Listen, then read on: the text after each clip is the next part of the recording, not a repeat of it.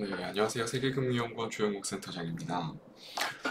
오늘 시장이 꽤 많이 올랐습니다. 물론 장중에 어떻게 보면 코스피 기준으로 2%가 넘게 오르고 있었는데, 이 부분을 좀 지키지 못하고 상승폭을 좀 반납한 거는 분명 아쉬움이 남아요. 하지만 어쨌건 간에 장중에 2% 가까이, 2% 넘게 상승을 하면서 지난 2월에 나왔었던 신고가를 일시적으로라도 좀 돌파하는 모습들이 좀 나와줬고, 지난 2월 그리고 3월, 어떻게 보면 3월부터 시작된 이 트럼프의 관세 관련한 리스크로 인해서 전 세계 주식시장이 단기간에 정말 많이 빠졌었거든요. 근데 어떻게 보면 그 이후에 상호 관세에 대해서 이제 국가별로 협의를 할 예정이고, 특히 가장 문제시되었었던 중국과의 무역 합의 역시도 예상보다 더 빠르게 이루어졌기 때문에 증시는 모두가 생각했던 것보다 훨씬 더 빠르고 가파르게 분명 반등을 보여줬습니다. 근데 중요한 거는 지금 여기서 저희가 생각해 볼 수 있는 점들, 물론 전 세계 주식 시장이 많이 올라온 건 맞는데 앞서 2월, 그러니까 트럼프의 반시장적 행위로 인해서 떨어지기 직전 가격권들, 이 가격권을 놓고 생각을 해보면 다우존스도 마찬가지고, 그리고 나스닥도 그렇고 S&P 500도 그렇고요. 미국 증시뿐만 아니라 일본 니케이도 역시나 지금 2월 고점 가격 대비해서 아직까지도 갈 길이 좀 꽤나 많이 남아있는 상황. 대만 가권, 그러니까 국내 증시와 어떻게 보면 생태계가 가장 비슷한, 유사한 대만 가권 역시도 아직까지도 근 한 10% 정도는 더 올라야, 지수 기준으로, 지수 기준으로 10% 정도는 더 올라야 2월의 고점을 회복하는 상황이고요.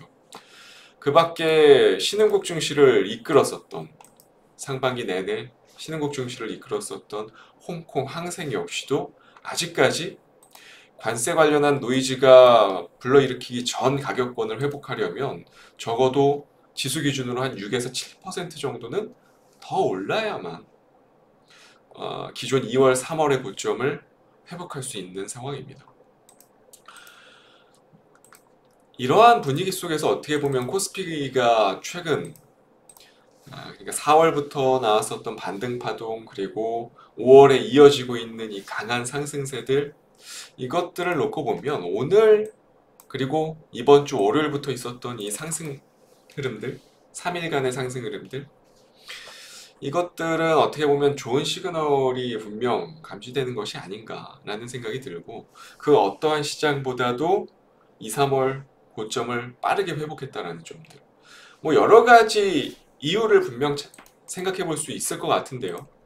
자, 주봉 기준으로 코스피를 놓고 봤을 때 어쨌건 다른 해외 증시들이 2023년, 2024년 엄청난 AI를 기반으로 해서 시장의 유동성들이 몰아닥쳤고, 그로 인해서 결국에 2021년 고점을 대다수 증시들이 넘어섰다라는 말이에요.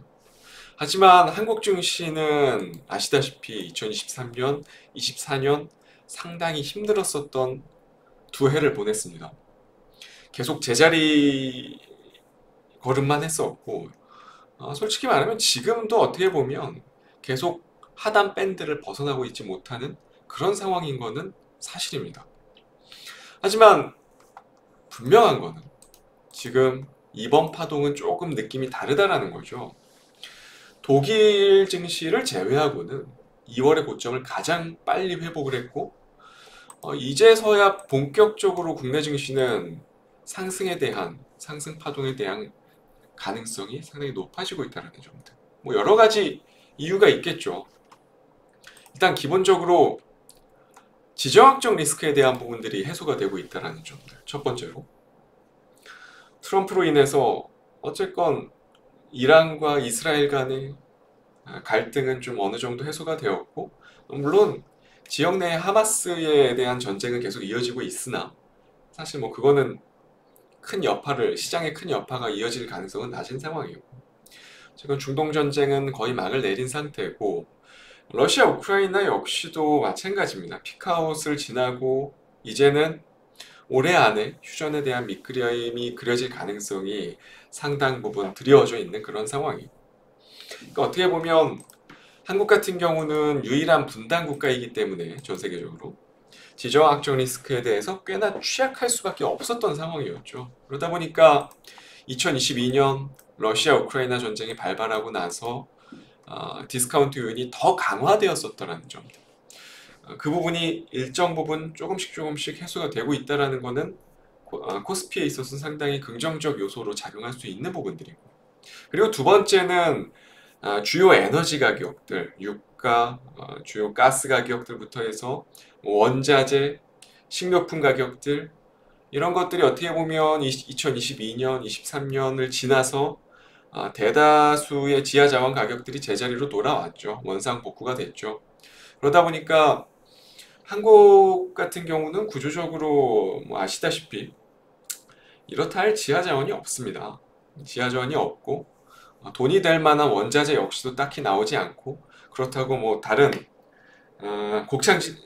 곡창지대가 발달이 되어 있는 것도 아니고, 여러모로 인플레이션에 있어서 상당히 취약한 국가였기 때문에 2022년, 2023년 상당히 다른 국가들보다 더 힘든 시기를 겪어온 것 역시도 이러한 매크로가 반영이 된 부분들이 분명히 있고, 그리고 뭐 추가적으로 세 번째로 생각을 해보자면 달러 인덱스에 대한 부분들.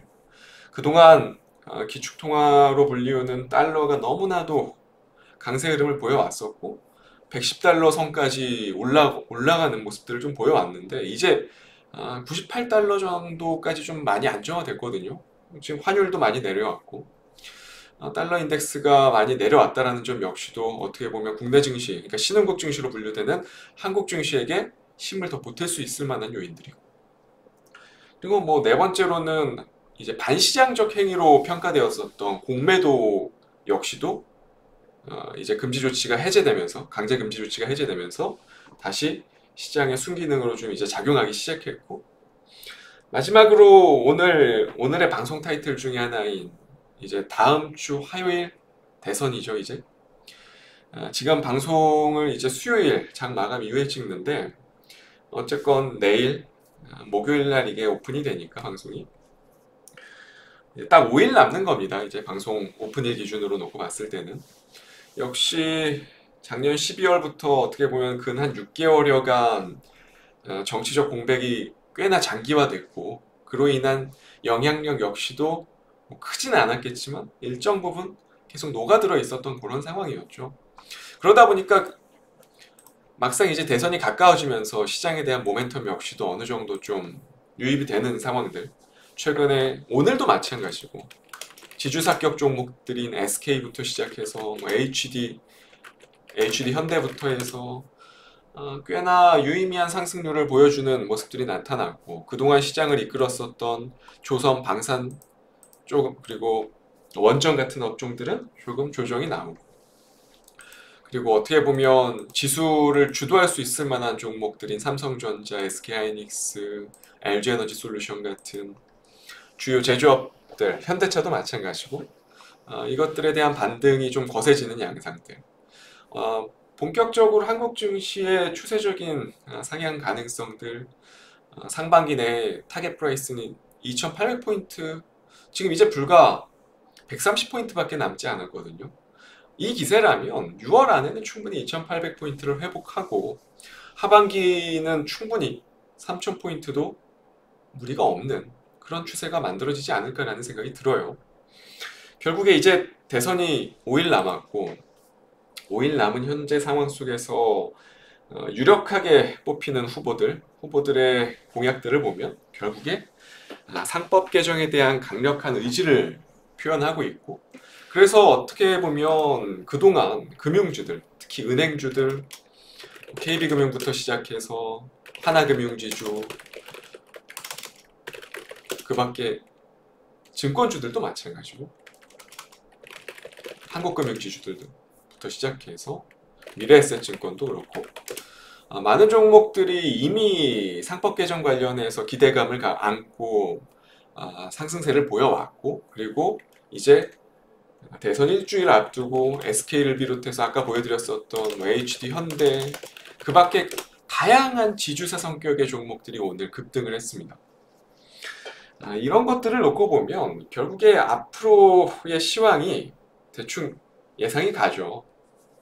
어떠한 방향으로 어떤 종목들이 주도주가 되면서 시장의 지수를 뛰어넘을지 이런 부분들은 대략 감이 오실 거라고 봅니다. 시간 관계상 좀 이런 부분들은 간략하게 소개를 하고 공략주부터 좀 안내를 드려야 될 것 같은데, 오늘의 공략주 바로 골프존 홀딩스입니다. 좀 사명이 변경이 되면서 약간 좀 혼란이 있을 수 있는데, 과거에는 골프존 뉴딘 홀딩스였죠. 이번에 정기 주주총회를 통해서 골프존 홀딩스로 사명을 바꿨어요. 뭐 그게 중요한 건 아닌데, 자, 골프존 홀딩스가 어떻게 보면 상당히 조용조용 지금 올라오고 있습니다. 바닥권에서. 일봉 뭐 주봉 기준으로 놓고 봤을 때 엄청난 하락세가 있었고, 그러니까 과거 코로나 비대면으로 인해서 성장에 대한 프리미엄이 얹어졌었던 그 시기 이후로 거의 뭐 근 한 3년여간 하락 추세가 있었고, 그리고 나서 최근 들어서 바닥권에서 추세를 조금씩 만들어내기 시작했습니다. 지금 골프존 홀딩스 같은 경우는 뭐 여러 가지 매매 포인트들이 있겠지만, 일단 기본적으로 현재 주가만 놓고 보더라도 배당 수익률로만 계산을 하면 대략 한 4.6% 정도가 나와요. 2024년, 그러니까 작년 기준으로 배당 총액이 한 100억 정도 됐으니까. 그리고 지금 가장 중요한 거는 회사의 이익 성장률이 분명히 낮은 건 맞아요. 골프존 사업 자체가 이익 성장률이 많이 뒤떨어져 있고, 뭐 심지어 변동성이 또 관련해서 또 심하기 때문에 예측이 또 어렵다라는 단점이 있죠, 분명히. 하지만 그런 부분들보다도 지금 봐야 될 것들은 어떻게 보면 이번 주주총회에서 안건들, 특히 자본준비금의 이익잉여금의 전입이건이, 지금 이거 보고 계시는 이 건이 승인이 됐거든요. 왜 이거를 승인했을까 생각을 해봐서 제가 좀 찾아봤는데, 감액 배당 때문인 것 같아요. 결국에는 감액 배당은 배당 소득세를 떼지 않고, 그러니까 배당 소득세가 한 15.4% 정도 되는데 요걸 떼지 않고 주주가 배당금을 온전히 받을 수 있기 때문에 어떻게 보면 비과세 배당으로 불리거든요.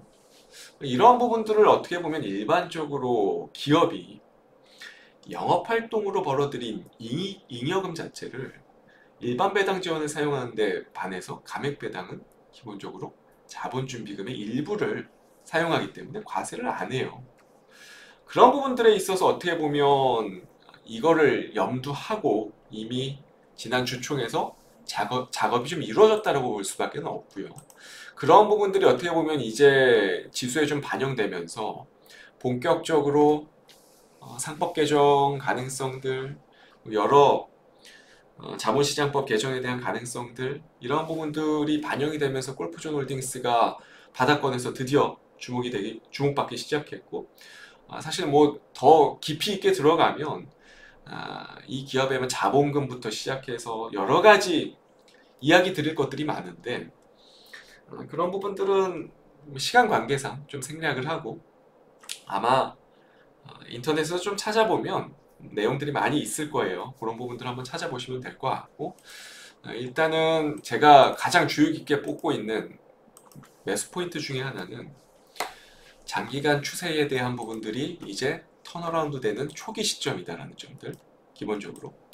그리고 이익 성장에 대한 하락폭이 이제 브레이크가 걸렸다라는 점들, 그리고 마지막으로 상법 개정에 대해서 가장 또 큰 수혜를 받을 수 있을 만한 그런 디테일한 면들이 또 숨어 있는 종목이기 때문에, 그러한 점에서 어떻게 보면 저는 개인적으로 지금 뭐 단기적인 트레이딩도 괜찮겠지만 중장기적으로 충분히 8,000원 이상까지도 저는 갈 수 있는 종목이라고 생각을 하거든요. 그래서 그런 부분들은 아마 제 방송을 듣고 나서 한번 개인적으로 좀 내용들을 찾아보시면 더 도움이 되지 않을까 라는 생각이 듭니다. 아무튼 오늘의 공략주 골프존 홀딩스였고요. 저는 다음 주 이 시간에 또 좋은 종목 가지고 찾아뵙도록 하겠습니다. 감사합니다.